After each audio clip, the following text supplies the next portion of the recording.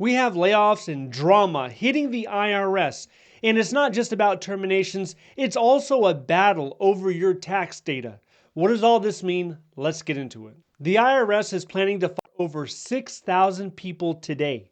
And overall, they want to get rid of about 15,000 employees, which would represent about 15% of the entire agency. Once again, this is for individuals on probationary status.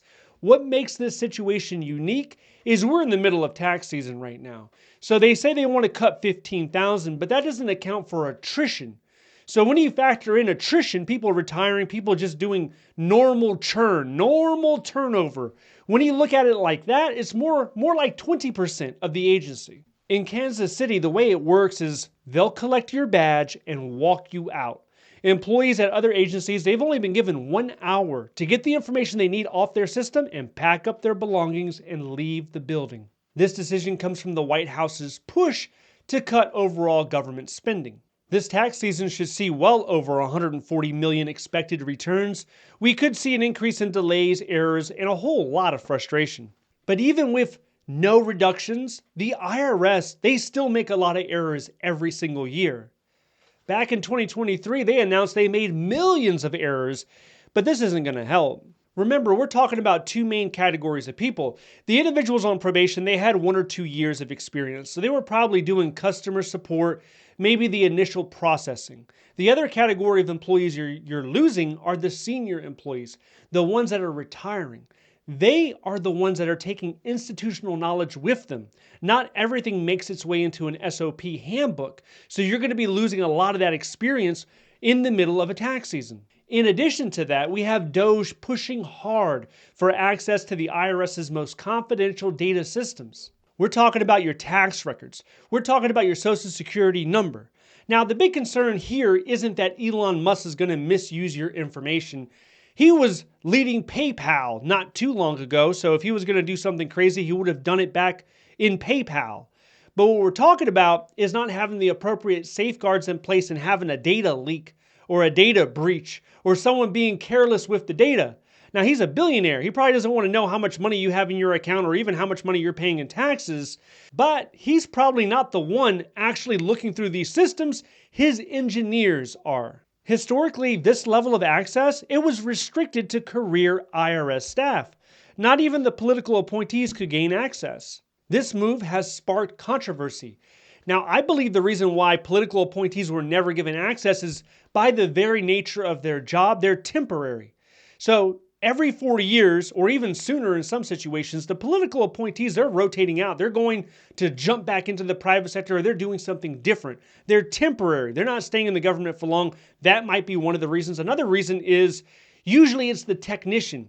Individuals that are working at the technician level that need access to the system, that are actually inputting and extracting data from the system.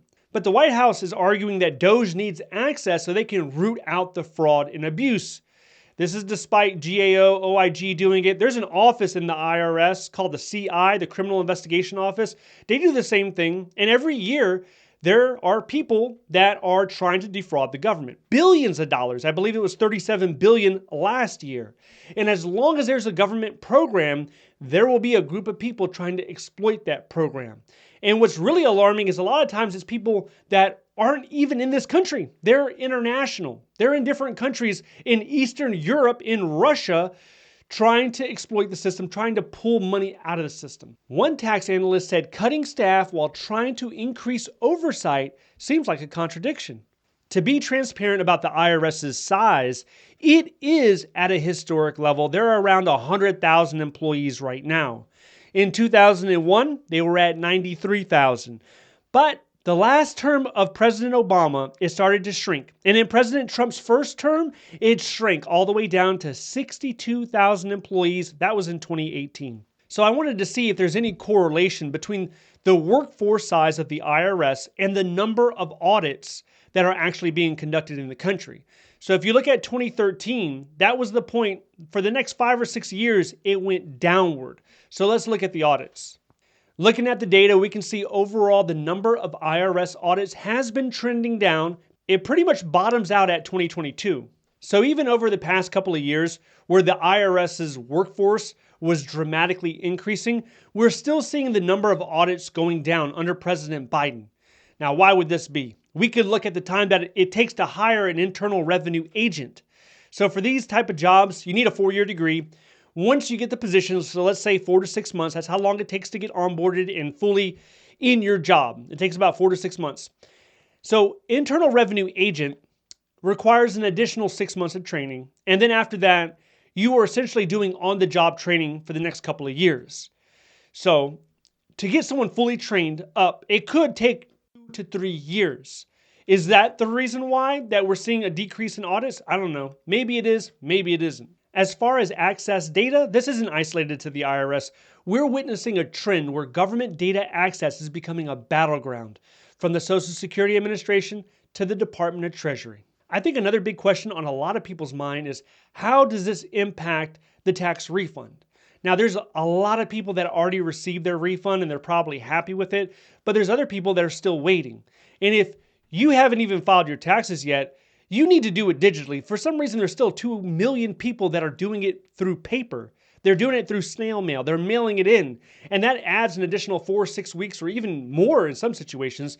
So you need to go online, create the account, and do it online. Another question, does a smaller IRS benefit anyone? The answer is yes. It benefits non-compliant taxpayers, individuals that underreport their income or they're not paying what they're supposed to. It dramatically benefits these individuals because there's going to be a lot less audits. And that's what people that are taking advantage of the system, that's what they want.